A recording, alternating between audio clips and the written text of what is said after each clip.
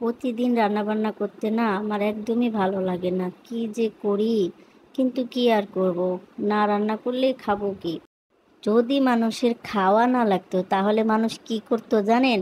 সারাদিন শুধু ল্যাদ খাইতো, বিছানায় শুয়ে গড়াগড়ি পারতো আর ঘুরে বেড়াইতো। টাকা পয়সাও তো লাগতো না, কারণ কোনো কিছুই তো কিনা লাগতো না, তাই না?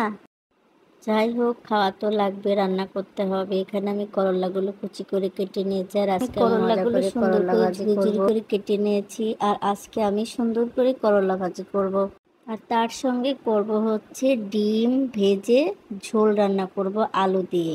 আর করলা ভাজি খাওয়া তো শরীরের জন্য অনেক উপকার, সেটা হোক বড় মানুষ ছোট মানুষ, প্রত্যেক বয়সের মানুষেরই এই ভাজিটা খাওয়া অনেক ভালো। তো এখানে আমি আগে এই করলাটা সুন্দর করে একটু লাল লাল করে নেব, তারপরে এখানে কুচিয়ে রাখা আলু আর পেঁয়াজটা পরে দিব। আগে আমি এটা লাল লাল করে নিচ্ছি।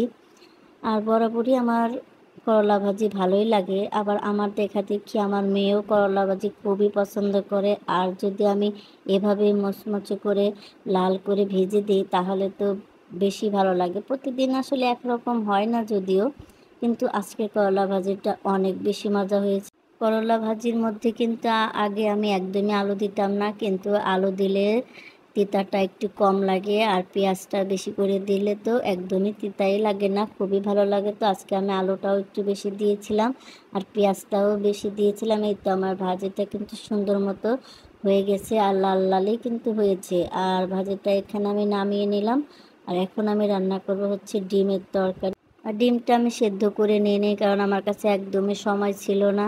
তো আমি ডিমটা ফেটিয়ে তারপরে ভেজে রান্না করব। এভাবে রান্না করলেও খেতে ভালোই লাগে। আর ডিমটা তো যে কোনো বয়সের যে কোনো মানুষেরই পছন্দের একটা খাবার। তো আমি এই ডিমগুলো সুন্দর করে ভেজে তারপরে মাঝখান দিয়ে কেটে রেখেছি। আর এখানে মশলাগুলো সব সুন্দর মতো কষিয়ে নিচ্ছি। তো মশলার সাথে সুন্দরভাবে কষানো হয়ে গেলে তারপরে আমি ঝোলটা দিয়ে ডিমটা দিয়ে দেবো। আর এই রান্নাটা আমার খুবই সহজ লাগে। তো মশলা থেকে তেলটা উঠে আসলে আমি কিন্তু এখানে ঝোলের পানিটা দিয়ে দেব। আর ঝোলের পানিটা দিয়ে অনেকক্ষণ বেশি ফোটাবো না, একটু ফোটানোর পরে আমি ঝোলটা নামিয়ে ফেলবো। আর মাটির চুলায় রান্না করতে যেমন সুবিধা তেমন অসুবিধা, অনেক কালি হয়ে যায়, কিন্তু রান্নাগুলো খুব তাড়াতাড়ি হয়ে যায়। আজকের মতো এই পর্যন্ত।